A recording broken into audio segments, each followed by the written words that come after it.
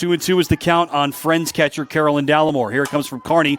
Blistered by Dallimore. Right side and drops for a hit. And it will roll to the wall for extra bases. Rounding third, Fallon Marshall. Here's the relay from the second baseman. Haffenstein is not in time. And it skips away from Delgado. Safely into third, Carolyn Dallimore. An RBI double and Friends off to an early 1-0 lead. I didn't think there was any chance for Haffenstein, the second baseman for the Braves, to throw out Marshall going home. She tried to anyway. Marshall was safe way ahead of the throw, really about as it came out of the hand of Haffenstein at second base. And that allowed Dallimore to scoot on into third base on the throw. But it's Bradford in at third base instead of Fabian here in this game. We saw Fabian start earlier today. And Bradford in the crosshairs on those two plays. First pitch swinging Moreno, soft liner to second, stopping it is Haffenstein. She's going to try to throw to second. The throw is offline. It rolls into center. One run is in. Tag applied at third. Safe at third. That's Mitchell. Friends continuing to put the ball in play, and it pays off. And on the hands, liner towards third. Foul ball. Diving there was Bradford. And it just missed the line. We saw Ottawa trickle a couple of doubles, both up the first base and third base line, to help stake them to an early lead against Kansas Wesleyan earlier today. And Dallimore just barely missed, driving in the fourth run of the day already. We'll try it again. 2-2. Fair ball this time by Dallimore up the left side into left field. Base hit for Dallimore. She's driven in two, and Friends now leads 4-0 in the second. Segala beats out the fielder's choice. Mora is gone 6-4. Here's Riley Wirtz. She will swing and send a fly ball out towards center. Jumping up is Raver. It's off of her glove, though. And now the runner's going to take off for third. Here's Segala. She scores without a relay from Kennedy. Smoked to straightaway center field by Riley Wirtz. Raver reaches up and gets a glove to it, but it's not good enough. Friends adds another. It is 5-0 Falcons. I think that's a hit for Wirtz. What's hard is that it was clean in the glove to an extent of Raver, but that is a difficult play. You saw her full-on jump up, pop up to try to snare that.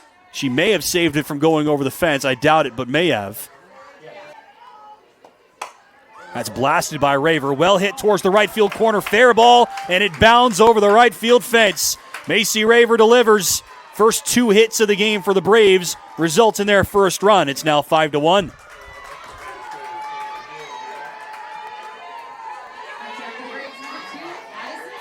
Absolutely cranked into the right field corner. Hit extremely well by Raver, and as we said, normally a contact hitter.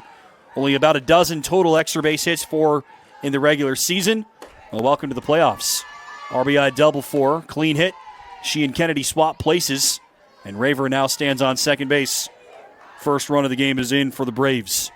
You knew they wouldn't stay down for long. I mean, Sprackland was stellar. Retired her first 7, as we told you. But Kennedy helps make something happen. There's a bloop out towards left. Base hit for Spencer.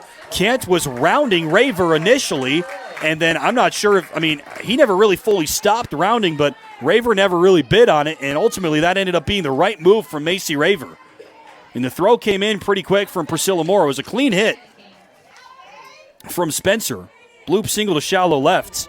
And as we told you, Raver's an excellent base runner, but that would have been an aggressive send. So I'm not sure if the signals were crossed or what, but honestly, that ended up being best-case scenario for Ottawa. So you can watch number 1 seed Evangel versus number 4 seed St. Mary over on Field 2 with Levi Converse on the call. That game just into the top of the third. Blasted by Bradford out towards shallow right. That drops for a hit to Ernise Montoya to make the stop. She will throw home. Hammonds will beat it out. Sprackland has to field it now behind the plate, and coasting on into second now is Bradford.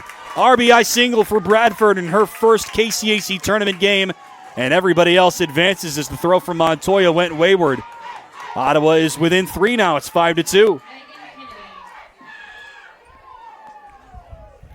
So RBI single, that part's clear for me. Hammond scores, but then the throw went wayward, and we'll see if there's an error charged to that. Sprackland is done. We're in the 4th inning, and the Braves are finally starting to size her up. They couldn't do anything for the front 2+, and they have really started to recover here in the last 2 innings, and Suzanne Unruh is going to head this off at the pass. Spracklin is done, and top reliever Kirsten Whitesea is in. With only 1 out in the 4th, and Friends now clinging, it feels, to a 3-run lead.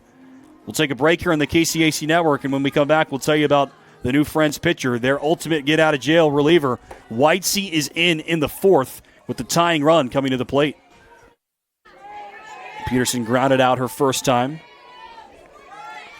Singled and struck out earlier today against Kansas Wesleyan. 2-1 now is the count. Here's the pitch, way inside. Dallimore gets to it, opens up the body a little bit to get the body behind it. Whitesea tapping her chest a little bit. So this is not the worst situation for a walk. With the bases loaded, he would set up the force at any base to end the inning, but Raver is extremely hard to retire. 3-1, ground ball by Peterson over towards short. Foul in Marshall, fields, throws, and retires Peterson to end it. Whitesea and the Falcons escape the jam. 2 runners left stranded, and the lead is intact. Below the zone. Again, it's been Carney this whole way for the Braves. She's coming up on 100 pitches. She's pitched a whole lot better over these last 3 innings than she did over the first 3. Impressive resolve by a freshman pitcher in her first career postseason game. She's given her team a chance. Strike on the hands against Wirtz. 2-1. Again, unfortunately for her, the offense has kind of deserted Ottawa here in this game. They scored 4 early against Caitlin Collier and Kansas Wesleyan and did nothing late. And so far, I've only scratched across 2 one-run innings in this game. Soft pop by Wirtz. Base hit to shallow left center field. Scoring easily is Roman. And Friends does punch across that extra run. It's now 6-2. Second run driven in by Riley Wirtz. 1-2 this time. Raver swings at it and gets a piece to stay alive. Spencer would be next. She's also 1 for 3. And Braves need base runners. Raver's certainly a good candidate, but they're down to their final outs, their final strike.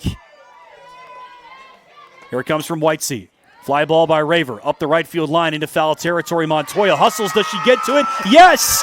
Friend says she has it, and the umpire agrees. A diving catch in foul territory in right field by Elena Montoya. A stellar catch to wrap up a gem in relief for Kirsten Whitesea. And number 3 Friends tops number 2 Ottawa in the winner's bracket. The Falcons advance in the winner's bracket, and Ottawa will fall to the consolation. Your final, Friends 6, Ottawa 2.